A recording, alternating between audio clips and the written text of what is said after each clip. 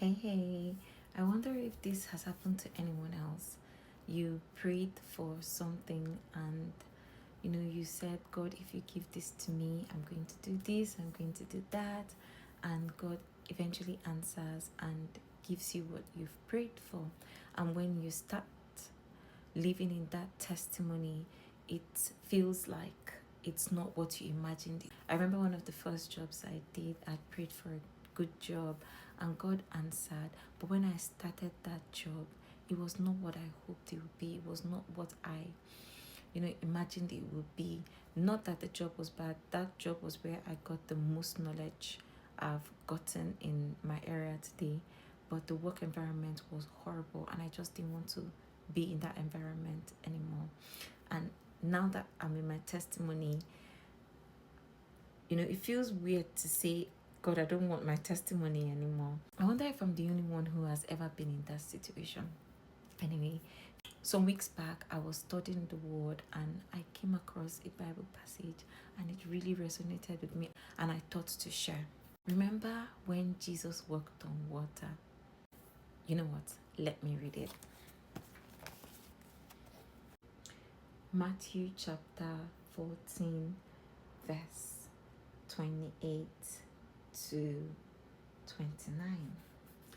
And Peter answered him and said, Lord, if it is you, command me to come to you on the water. So he said, Come. And when Peter had come down out of the boat, he walked on the water to go to Jesus.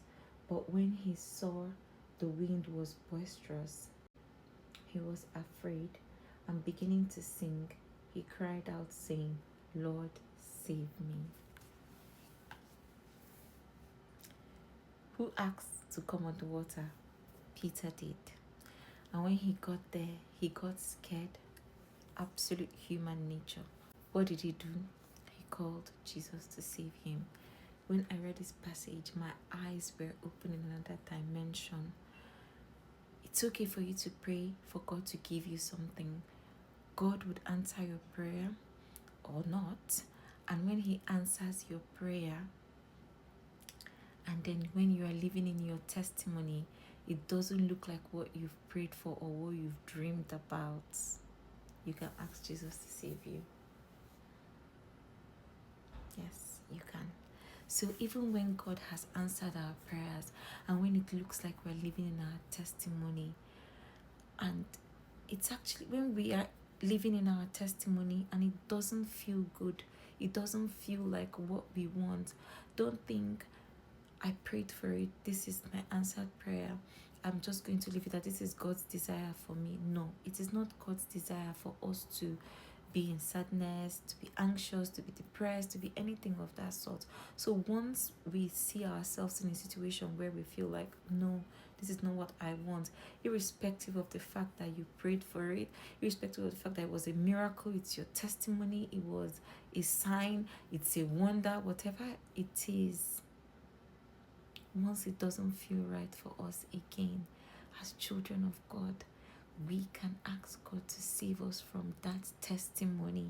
We can ask God to save us from that situation. Peter did, and Jesus saved him. Even if Jesus said, "O you of little faith," Jesus didn't leave Peter there to sink, because Peter's faith came to a stop, and then he started to sink. But Jesus didn't leave him there. Jesus saved him. So what about us that he died for?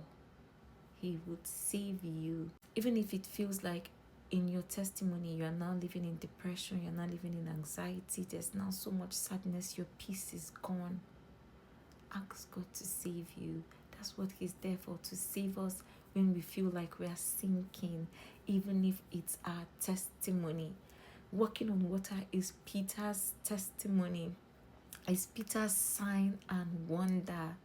But when he saw himself sinking, he said, Lord, save me. And Jesus saved him. Please don't wallow in that situation. Please don't live there and say, I prayed for this. It's God's will. If it's taking your peace and your joy, please ask God to save you. And he would save you in a heartbeat. I hope this lifts someone up tonight. I hope this brings someone out of, anxiety. I hope this brings someone out of depression. I hope this brings someone out of sadness.